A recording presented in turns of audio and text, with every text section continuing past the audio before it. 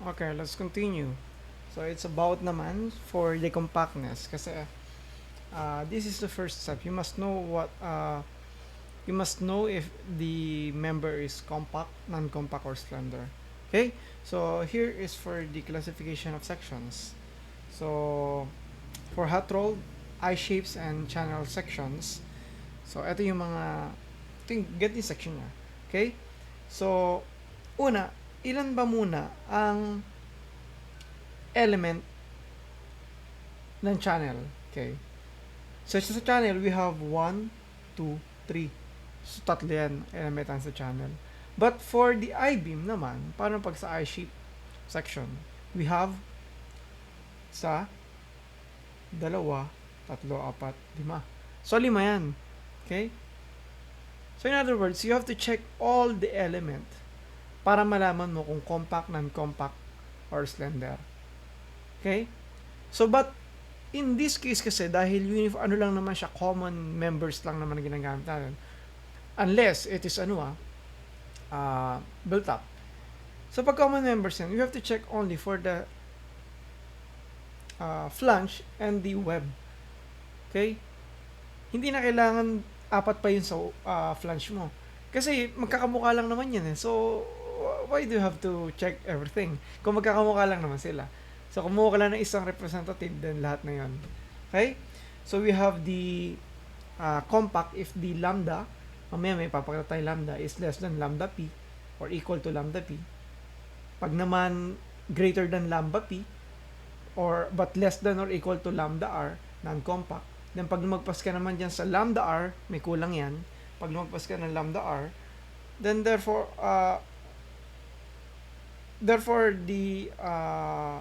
this is lambda r. So, pag lumagpas ka ng lambda r, ang mangyayari dyan, slender na siya. Okay? So, paano ba yan? Ito from the NSCP, pero this table is for the channel and the eye shape lang. Okay, but if you want to get for the other shape, then you may try to search for it. Okay? So, paliwanag natin. So, ano ba tong BF na to? Yung BF na to, it is the width of the flange, but again, per element. Okay? So, yung sabihin nitong BF na to, etong part lang na to yun. So, this is BF over 2. So, that's why nabuo na pala to. Ito na pala, nalagay na pala niya, nalagay na pala niya. So, we have BF over thickness of the flange. So, ito na siya. Tama na pala to. Hindi na pala to mali. Kasi dapat yan B over TF. It is also equal to, minsan makikita nyo sa book, B over TF.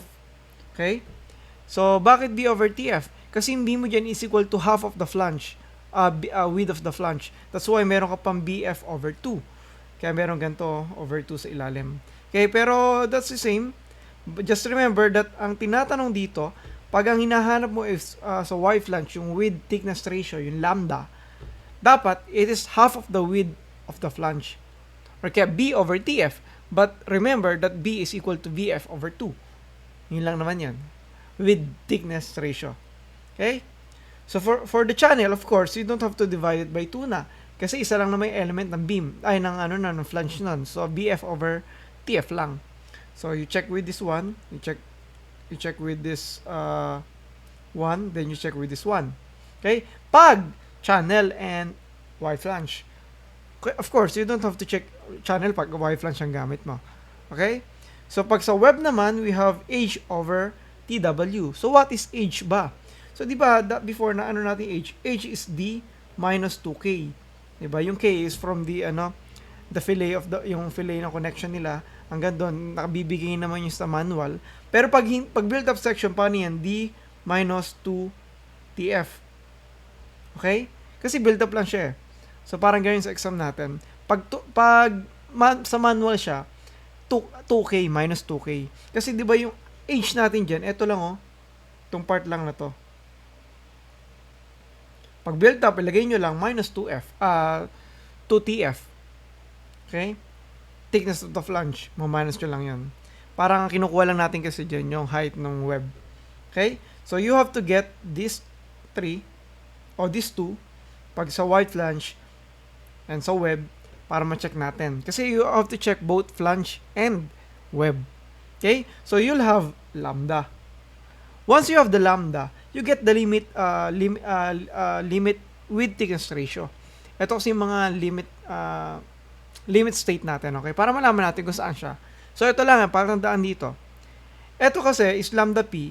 Ito daw yung upper limit ng compact section. Okay? So, dapat, pag hindi ka pa lumalagpas dyan, pag less than ka pa dyan, compact pa yan. So, sabihin, pag nandito pala, for example, we have lambda, compact pa siya. Okay? Kasi less than pa siya dyan eh. Pag lumagpas na siya dyan, at nasa pagitan na siya ng lambda p at lambda r, this is non-compact. Okay? Kasi nasa pagitan na sila. Madali lang naman to. Square root of e over fy lang. So, maiiba lang yung factor nila. Kaya yung coefficient nila. Pag lumagpas ka naman sa lambda r, that is slender na. So, ganun lang yun. You have to check lang the lambda. Then, after the lambda, you get the limiting ratio. The limiting limit state. Then, makalalaman mo na kung ano yung compactness niya. Sir, papaano kung yung flange ko compact, tas yung web ko non-compact? You get the lowest compactness, okay?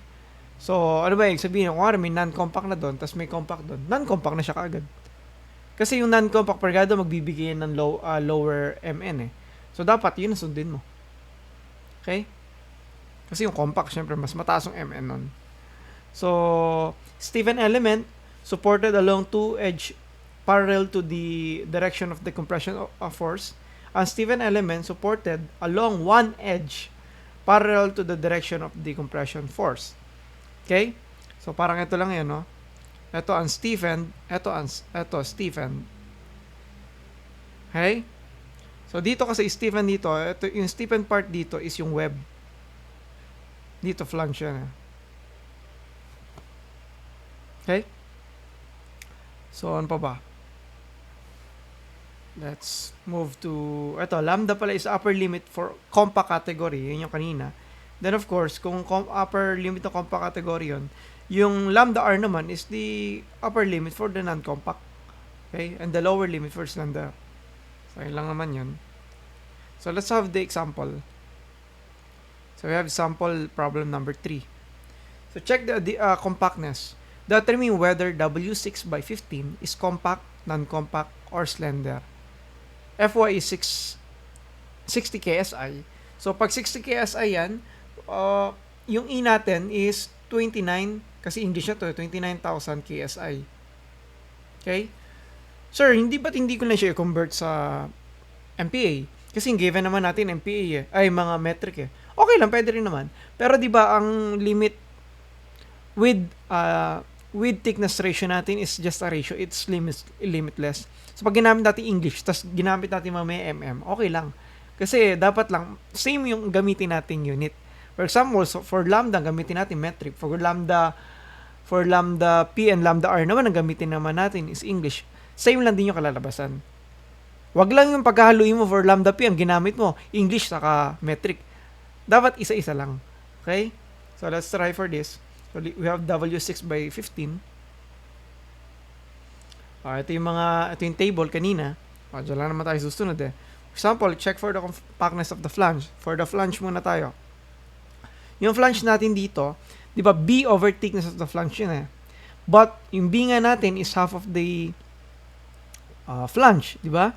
So, we have BF over 2F. So, we have lambda B over T. So, BF over 2 over TF. So, we have 151. Yan yung 151. Sa depth ng galing yan. Di ba? Teka. Hindi pala. This is wrong. Ano pala? Ito pala yung tinitingnan natin. Magkamukha lang sila ng value. So, this is 151. Yung BF natin. Squarish pala yung ano natin, yung flange natin. So, pag squarish siya, yung parang yung flange natin saka depth natin parang square siya. Ideally, this square flange is common for the column, but for regular structure, medyo manipis tong W6/15 na to. Dapat medyo mas malaki. Sabihin natin parking, siguro, baka ganun. But, for the beam naman, kasi, dahil nga flexural to, parang sa beam yan, mas madalas. So, okay lang din naman na squarish yung flange yung white flange natin. It's up to the designer naman, as long as papasa siya. Okay? So, we have 152, yung BF yun, over 2. So, we have over 2. Then, thickness of the flange. May thickness of the flange. This is 6.6. Diba? Okay? So, that is 11.527. Okay? So, once we get that, we check for the lambda P and lambda R. So, what is the lambda P? So, let's check for the lambda P. Lambda P is 0.38, the square root of E over Fy. That is for lambda P ng Y flange, ng flange, hindi ng web. You check that. Kasi flange pa lang check natin. So, 0.38. So, square root of 29 KSI, 60 KSI. Parehas naman sila English ratio lang naman lalabas dyan. So, parehas lang din lalabas. Kasi pag kinonvert pa natin sila, KSI yan, di mag-multiply ako 6.9, tapos sa 60 KSI, multiply on 6.9, di equal to 1 lang din yun. So, parang pinahirapan mo lang sarili mo. So, kahit hindi ko na siya convert. For this type of questioning lang kasi ratio lang naman to. Okay? So, we have 8.354. So, that is greater than lambda P. So, automatic, non-compact na yan. Pero, let's check if lalagpas ba siya sa non-compact or not. Okay? So, let's check for the lambda R. So, that is 1. Palitan lang naman tong na to. Coefficient niya, square root of E over Fy pa rin. So, we'll have 21. So, this is within the range. So, it means na dito siya. So, non-compact siya. Okay? Yun lang naman yun. Oh. Therefore, the flange is non-compact. Okay? Para naman for the check, for the web, we have H over T, wherein H is D minus T 2K or 2TF if built up section. But dito kasi binigay naman yung K. Kung hindi ko binigay yung K, ang gamitin mo lang yung TF. Okay?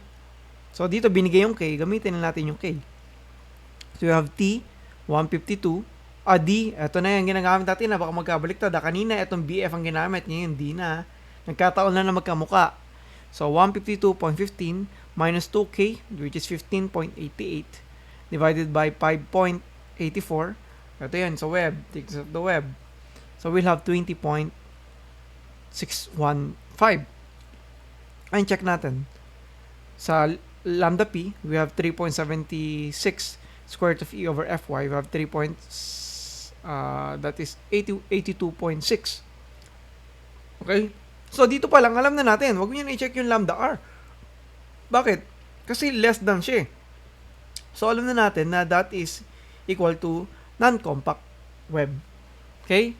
So, what would happen? You have to check, ano ba ang dapat niya? Ano na siya ngayon? Ano yung mas mababang classification? Mababang classification is non-compact. So, non-compact na yung member mo. Okay? So, the answer is non-compact. So, sir, para pala pag may isang naging non-compact na kagad. Yes. Diba? Kasi mas mababa yun eh. Okay? So, let's continue. Ito naman. Yung name for lateral support, let's check for the lateral support condition naman. Anyway, sige.